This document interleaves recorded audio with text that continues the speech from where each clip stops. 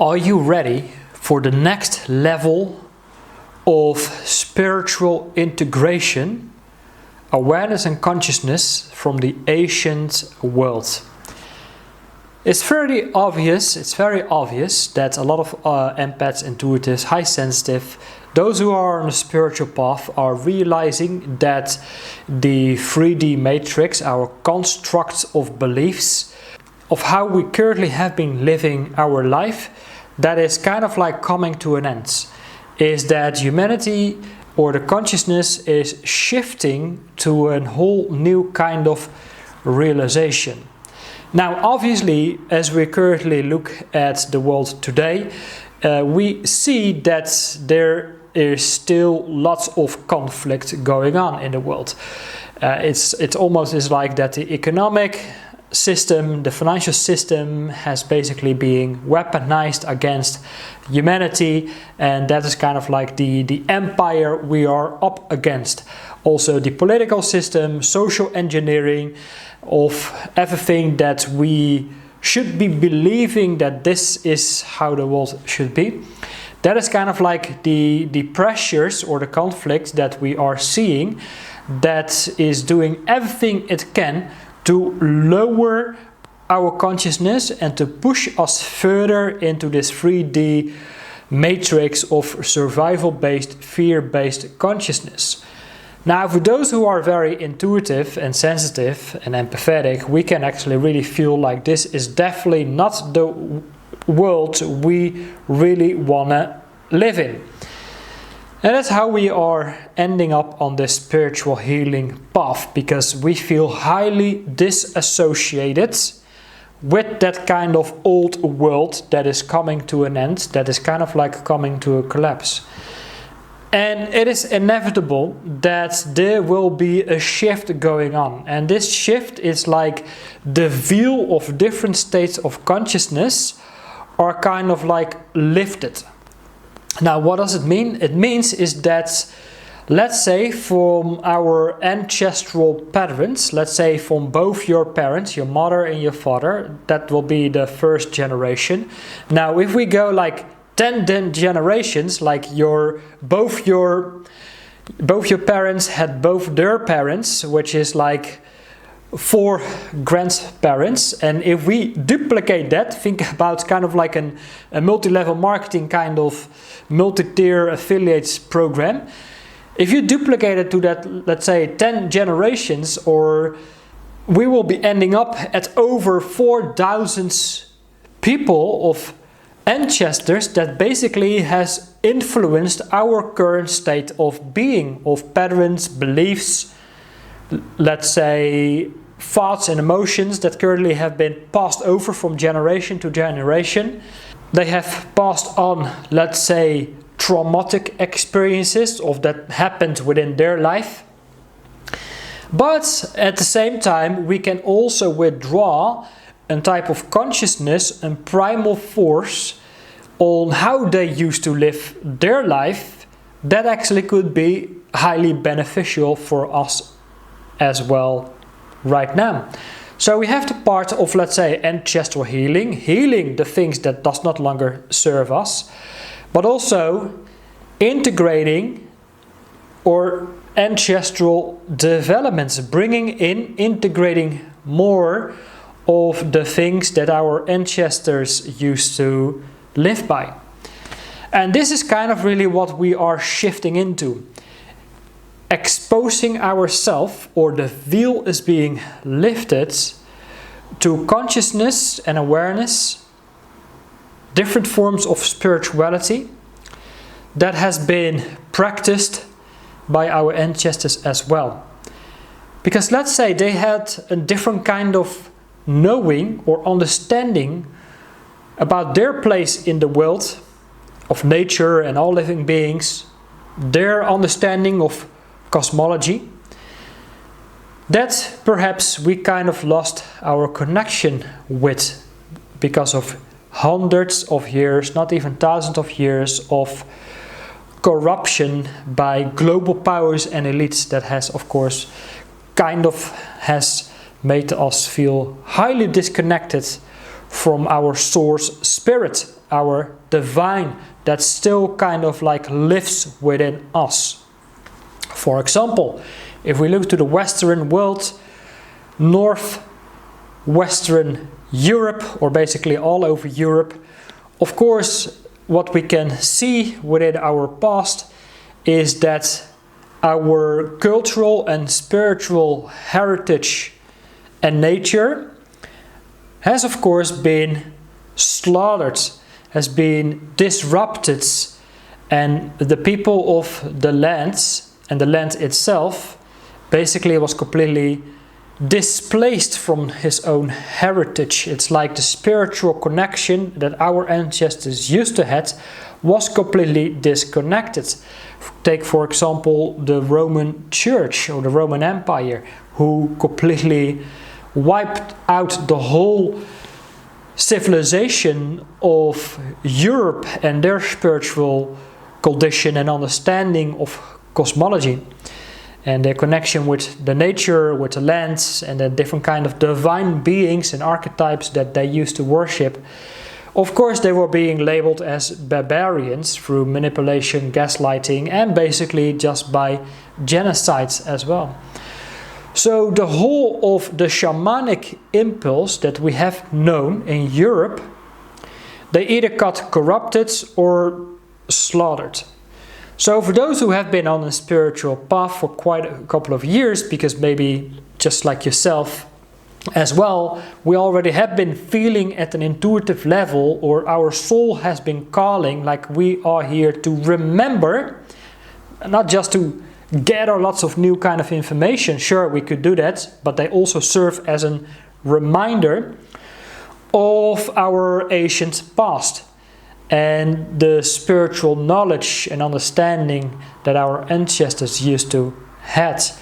Now this can go back maybe not only 1,000 or 2,000 years ago, but maybe we can also go back much further and deeper into times of Lemurians, Atlanteans, and their connections with other divine beings of light or extraterrestrials of a more advanced civilizations that were working very closely with these type of ancient civilizations. But throughout the ages, of course, maybe there were empires of power and control and dominance that want to make sure that we would lose that connection, so they could create a control-based system to keep people at a lower state of consciousness, so they could manipulate everybody to their own favor and will.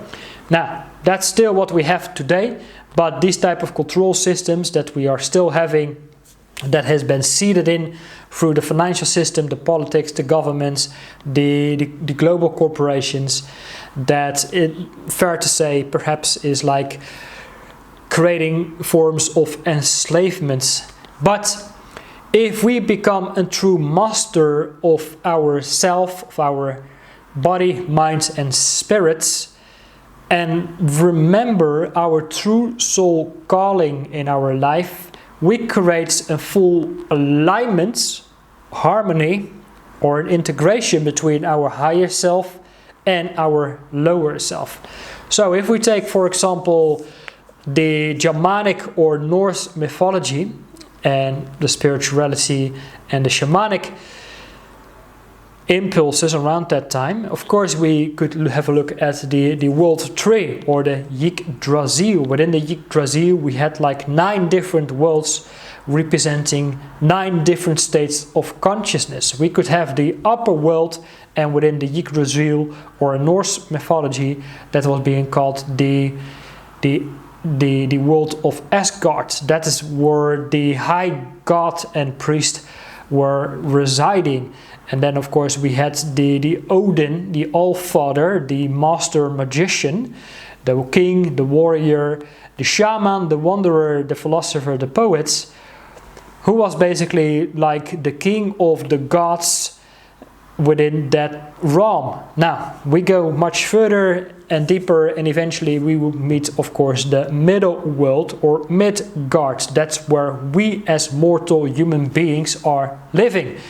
Now, you could look at the movies like Lord of the Rings, and a lot of that, of course, actually comes from Norse mythology as well, created a little bit in his own way.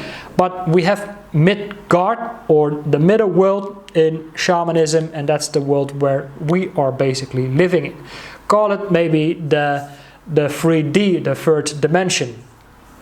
But of course, let's say the middle world, it is basically our consciousness. That is what we are conscious of or about. Let's say that's only like 5% of what really is. The upper worlds, or the Asgards in Norse mythology, let that represent the superconscious, okay? That is much more connected to our higher self, okay? Through Midgard, that could be a part of it, and then we also have the lower world. The lower world is representing our unconscious that also exists within us. Now, if we are only unconscious, we have, let's say, a lot of the unseen world ruling our daily life, our daily existence. Part of that is also our shadow aspect of all the trauma we have once collected from our upbringers, parents, ancestors, and 10 generations still like influencing us, but not through only a linear timeline, but perhaps also through parallel realities, and maybe still like simultaneously there are different worlds, different versions of ourself that we think that was our past is somewhat kind of like still influencing us through this lower world aspect, our shadow side. So what we are moving into is a new kind of integration where we can anchor more of the divine, of the upper world, into our conscious, okay? But in order for us to do that, we must anchor that also within our shadow side. We must bring awareness and understanding to the patterns that was given to us in an unconscious way from, let's say, ancestral events. From our ancestors, for example. So we must have a look at the things that we must heal, but at the same time we can also bring in primal energies that was also already developed, it already exists, it's already here, but has somewhat been forgotten by us, that we can also integrate. Think about the warrior archetype. It's not like we have to go out with an axe and with a spear and swords in order to fight the enemy. Our enemy is, our enemy, let's say, that of the financial system that is doing everything it can to make our life difficult. But for us, in order to slay that dragon, we must of course bring that integration between our oversoul of the higher self and bring that into alignment with our personal identity, our ego here in this world. But until this point, our ego or lower self kind of had like a life on its own. Okay? It did everything it had to do in order for you to kind of like survive in this world. And that's really what we have been doing so far. Everything until this point has all based on holding up a mask in order to adapt to the beliefs of our culture and society, of how we have been raised throughout our childhood, the school, the workforce, and all of that our culture really knows and gave you the belief, holding the word lie, of how your life should look like. Now, how does your life look like right now, and how does it feel for you? What are you doing that is in alignment with your higher self, and what is not in alignment that you could feel like, hey, I have raised my consciousness towards joy and purpose and abundance and fulfillment and connection and unconditional love and peace. are we really at that level, or are we at that level of shame, fear, guilt, these lower kind of emotions? Now, of course, every day we can go with these different type of waves. I'm going through it myself as well. And maybe we have already been labeled by the more modern kind of like scientific medical perspective on how our health should be, and maybe we have already been diagnosed with things like ADD, ADHD or autism. If you kind of resonate or relate with the things I am currently saying, meaning is that you are just like me, a little bit living in between worlds. You don't really feel you are kind of like fully integrated, grounded, connected, feeling associated with the world, the reality we live in, by having a normal, mundane job, doing things, working for some kind of corporation.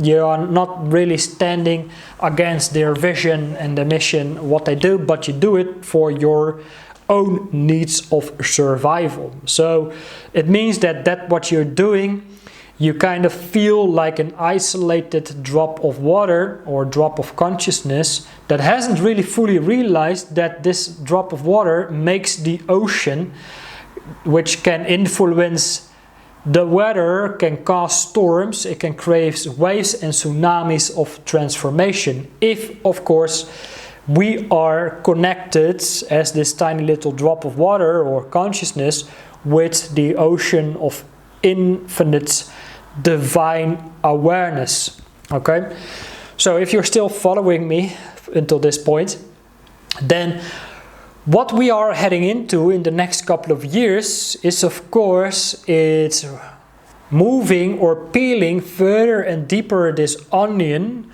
of self-healing, perhaps from the direct relationship we had with our ancestors, let's say our first line.